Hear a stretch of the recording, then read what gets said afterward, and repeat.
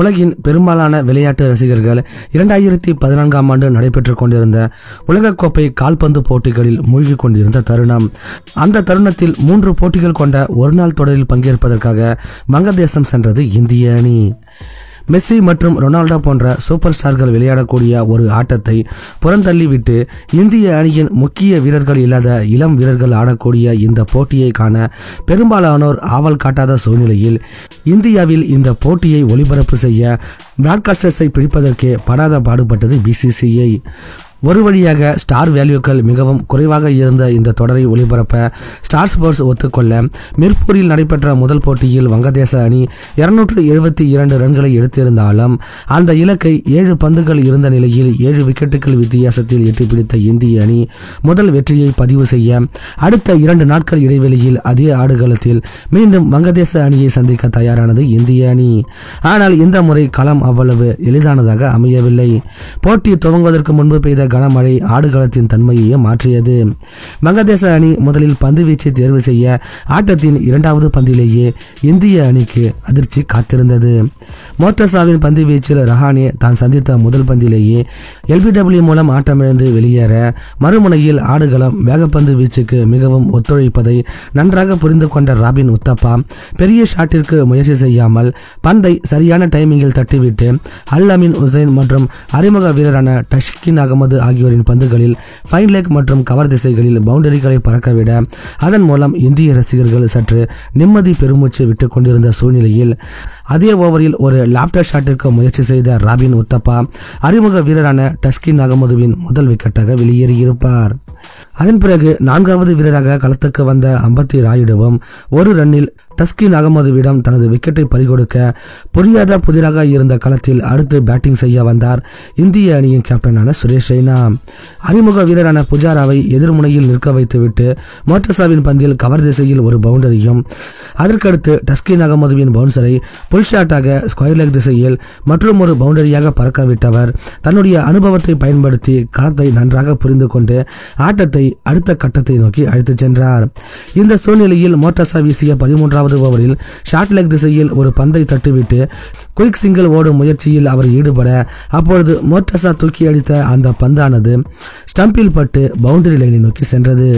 பந்து ஸ்டம்பை அடிப்பதற்குள் ரெய்னா வேகமாக கிரீஸுக்குள் நுழைந்து விட்டதால் ஒரு ரன்னோடு சேர்த்து கூடுதலாக 4 ரன்களும் ரெய்னாவுக்கு கிடைக்க அதன் மூலம் 50 ரன்களை கடந்தது இந்திய அணி. மறுமுனையில் களத்தில் பவுண்டரிகளை அடிக்கவில்லை என்றாலும் ரெய்னாவிற்கு ஸ்ட்ரைக்கை ரொட்டேட் செய்து கொடுத்து கொண்டிருந்த சத்தீஸ்வர் புஜாராவும் டஷ்கின் அகமதுவின் 3வது விக்கெட்டாக LBW மூலம் ஆட்டமிழந்து வெளியேற அதன் பிறகு மிகப்பெரிய தடுமாற்றத்தை சந்திக்க ஆரம்பித்தது இந்திய அணி. 6வது வீரராக களத்துக்கு வந்த விக்கெட் கீப்பர் விருதிமான் சஹா மோர்டசா மெதுவாக வீசிய ஒரு பந்தை ஷேட் திசையில் பவுண்டரிக்கு பறக்கவிட்ட நிலையில் அடுத்த பந்தையும் மிட்விக்கெட் திசையில் பவுண்டரிக்கு விரட்ட ஆசைப்பட்ட சஹா அந்த பந்தை சரியாக கணிக்காமல் LBW மூலம் ஆட்டமிழந்து இந்திய அணியின் 5வது விக்கெட்டாக வெளியேறியிருப்பார். அதன் பிறகு களத்துக்கு வந்த ஸ்டூவர்ட் பின்னி மோர்டசாவின் பந்தை ஸ்கொயர் லெக் திசையில் தட்டிவிட்டு சர்வதேச ஒருநாள் கிரிக்கெட் அரங்கில் தன்னுடைய முதல் ரன்னை எடுத்தவர் 2வது ரன்னை ஓடி எடுக்க முற்படும் பொழுது அது சுரேஷ் ரெய்னாவிற்கு கடைசி ரன்னாக மாறியது. இந்திய அணியின் நம்பிக்கை நட்சத்திரமாக களத்தில் நின்றவர் 23 பந்துகளை சந்தித்து 27 ரன்களில் வெளியேற 66 ரன்களுக்கு 6 விக்கெட்டுகளை இழந்து மாபெரும் தடுமாற்றத்தில் தத்தளித்துக் கொண்டிருந்தது இந்திய அணி. மழையால் 41 ஓவர்களாக குறைக்கப்பட்ட ஆட்டத்தில் இன்னும் 24 ஓவர்கள் மீதம் இருந்த நிலையில் பேட்டிங் செய்ய வந்த இளம் ஆல்ரவுண்டரான அக்ஷர் பட்டேல் அல் அமீன் உசைனின் பந்து வீச்சில் மிடான் திசையில் ஒரு பவுண்டரியை பறக்கவிட்டு ஆட்டத்தை தொடங்கியவர் அடுத்து ஒரு பந்து இடைவெளியில் கவர் திசையில் மற்றும் ஒரு பவுண்டரியை பறக்கவிட்டு அதிரடி காட்ட ஆரம்பித்தவர் அதற்கு அடுத்து 2 பந்துகள் இடைவெளியில் ஸ்டம்பை பறிகொடுத்து அவரும் நடையை கட்ட ஆரம்பித்திருப்பார். அதன் பிறகு தனக்கு வைடாக வந்த டஷ்கின் அகமதுவின் பந்தை விக்கெட் கீப்பருக்கு கேட்ச் பிராக்டிஸ் செய்வது போன்று கேட்ச் கொடுத்து 3 ரன்களில் ஸ்டூவர்ட் பின்னி வெளியேற அதன் பிறகு 4 ரன்கள் எடுத்திருந்த அமித் மிஸ்ராவை தன்னுடைய 5வது விக்கெட்டாக வீழ்த்திய டஷ்கின் அகமது வங்கதேச பந்து வீச்சாளர் ஒருவரின் 3வது தலைசிறந்த பந்து வீச்சை பதிவு செய்ய ஒரு கத்துக்குட்டி அணியிடம் 100 ரன்களுக்குள்ளாகவே ஒருநாள் போட்டியில் இந்தியா சுருண்டு விடுமோ என்று அஞ்சிய ரசிகர்களுக்கு ஆறுதலாக அமைந்தது உமேஷ் யாதவின் கடைசி கட்ட அதிரடியாட்டம். டஷ்கின் அகமது மற்றும் அல் அமீன் உசைன் ஆகியோரின் பந்துகளில் ஓவர்களில் பவுண்டரிகளை பறக்கவிட்ட உமேஷ் யாதவ் அல் அமீன் ஹுசைனுக்கு எதிராக டீப் மிட் விக்கெட் திசையில் மிகப்பெரிய சிக்ஸரை பறக்கவிட அதன் மூலம் 25வது ஓவரில் 100 ரன்களை கடந்தது இந்திய அணி. அதன் பிறகு 26வது ஓவரை வீச வந்த ஷகிப் அல் ஹசனின் பந்து வீச்சில் துரதிருஷ்டவசமாக 17 ரன்கள் எடுத்திருந்த உமேஷ் யாதவ் ஆட்டம் இழந்து வெளியேற 105 ரன்களுக்கு அனைத்து விக்கெட்டுகளையும் இழந்தது இந்திய அணி. இதெல்லாம் ஒரு ஸ்கோரா? இந்திய அணி 101% இந்த போட்டியில் தோல்வியை தான் சந்திக்கும் என்று பலரும் இந்தியாவின் மோசமான பேட்டிங்கை விமர்சனம் செய்து கொண்டிருந்த வேளையில் அறிமுக போட்டியிலேயே இந்திய அணிக்கு எதிராக 5 விக்கெட்டுகளை வீழ்த்தி சர்வதேச கிரிக்கெட் அரங்கில் தன்னுடைய காலடியை அழுத்தம் திருத்தமாக பதிவு செய்த தஸ்கின் அகமது கிரிக்கெட் ரசிகர்களின் வாழ்த்து மழையில் நனைய தொடங்கினார்.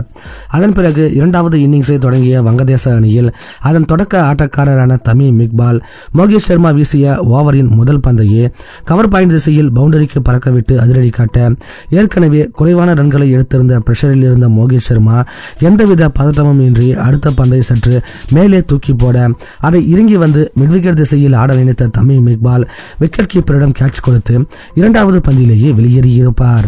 அதன் பிறகு 3வது வீரராக களத்துக்கு வந்த மிதுன் அலி உமேஷ் யாதவ் வீசிய 2வது ஓவரில் கவர் மற்றும் ஃபைலக் திசைகளில் பதட்டமே இன்றி பவுண்டரிகளை பறக்கவிட்டுக் கொண்டிருக்க அதன் மூலம் உற்சாகத்தில் துள்ளி குதித்துக் கொண்டிருந்தனர் வங்கதேச ரசிகர்கள்.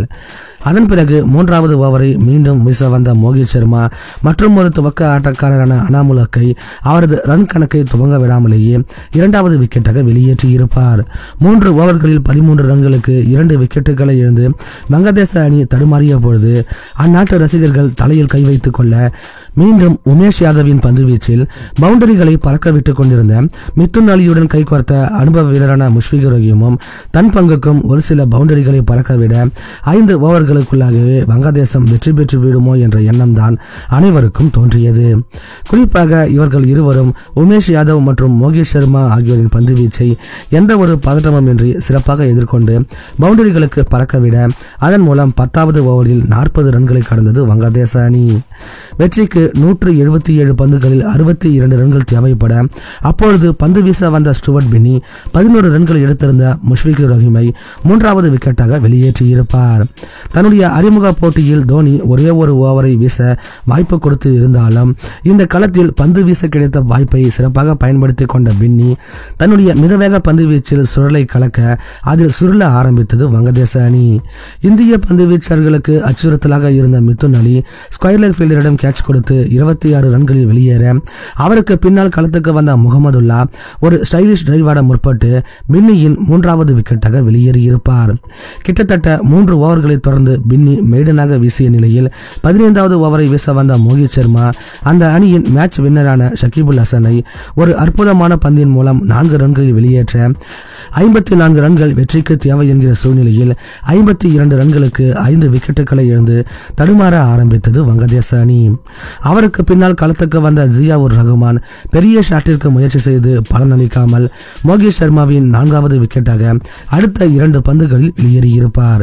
சேசிங்கை மிக சிறப்பாக தொடங்கிய வங்கதேச அணி 8 பந்துகளில் 4 முக்கிய விக்கெட்டுகளை இழந்து தத்தளித்துக் கொண்டிருந்த சூழ்நிலையில் மீண்டும் பந்து வீச வந்த ஸ்டூவர்ட் பின்னி களத்தை நன்றாக பயன்படுத்தி மஷ்ரஃபி மோர்டாசா மற்றும் நசீர் உசேன் ஆகியோரை அடுத்தடுத்து வெளியேற்றி 5 விக்கெட்டுகளை வீழ்த்தி வானத்தை நோக்கி முத்தம் கொடுத்து சர்வதேச கிரிக்கெட் அரங்கில் தன்னுடைய வருகையை அழுத்தம் திருத்தமாக பதிவு செய்திருப்பார். வங்கதேச வீரர்கள் களத்தில் என்ன நடக்கிறது என்று தெரியாமல் தலையில் கை வைத்துக் கொண்டிருந்த சூழ்நிலையில் 11வது வீரராக வந்த அல் அமீன் ஹுசைனையும் 2 பந்துகளில் ஸ்டம்பை பறக்கவிட்டு வெளியேற்றி சர்வதேச ஒருநாள் கிரிக்கெட் அரங்கில் இந்தியாவின் சார்பாக தலைசிறந்த பந்து வீச்சை பதிவு செய்து சாதனை படைத்தார் ஸ்டூவர்ட் பின்னி. 106 ரன்கள் என்ற மிகவும் எளிமையான ஒரு இலக்கை நோக்கி களமிறங்கிய வங்கதேச அணி 58 ரன்களுக்கு அனைத்து விக்கெட்டுகளையும் பரிதாபமாக இழந்தது. எப்படியும் இந்தியா தோற்கத்தானே போகிறது என்று கிரிக்கெட் ஆட்டத்தை பார்க்காமல் கால்பந்து பார்க்க போன ரசிகர்கள் அனைவருக்கும் ஸ்டூவர்ட் பின்னியின் இந்த பந்து வீச்சு ஆச்சரியத்தை ஏற்படுத்த கோடிக்கணக்கான நபர்கள் ஒரே நாளில் பார்க்கப்பட்ட ஹைலைட்ஸ் போட்டியாக மாறியது இந்த ஆட்டம். 4 ரன்களை விட்டுக் கொடுத்து 6 விக்கெட்டுகளை அபாரமாக கைப்பற்றிய ஸ்டூவர்ட் பின்னியின் இந்த அபாரமான பந்து வீச்சினால் அனுபவம் இல்லாத இளம் வீரர்களோடு வங்கதேசம் சென்ற இந்திய அணி 2-0 என்கிற கணக்கில் ஒருநாள் தொடரையும் கைப்பற்றியது. அதன் பிறகு ஒருநாள் T20 என பல போட்டிகளில் இவருக்கு வாய்ப்பு கிடைத்திருந்தாலும் அவருடைய மாஸ்டர் கிளாஸ் போட்டியாக அமைந்தது என்னவோ மிர்பூரில் வங்கதேச அணிக்கு எதிராக நடைபெற்ற இந்த ஒரு ஆட்டம்தான். நண்பர்களே, இந்த வீடியோ உங்களுக்கு பிடிச்சிருந்ததுன்னா ஒரு லைக் பண்ணுங்க. உங்க நண்பர்களுக்கும் இந்த வீடியோவை ஷேர் பண்ணுங்க. உங்களுடைய கருத்துக்களை கமெண்ட் பண்ணிட்டு முடிஞ்சா இந்த சேனலையும் சப்ஸ்கிரைப் பண்ணுங்க. மீண்டும் உங்களை அடுத்த வீடியோவில் சந்திக்கிறோம். நன்றி.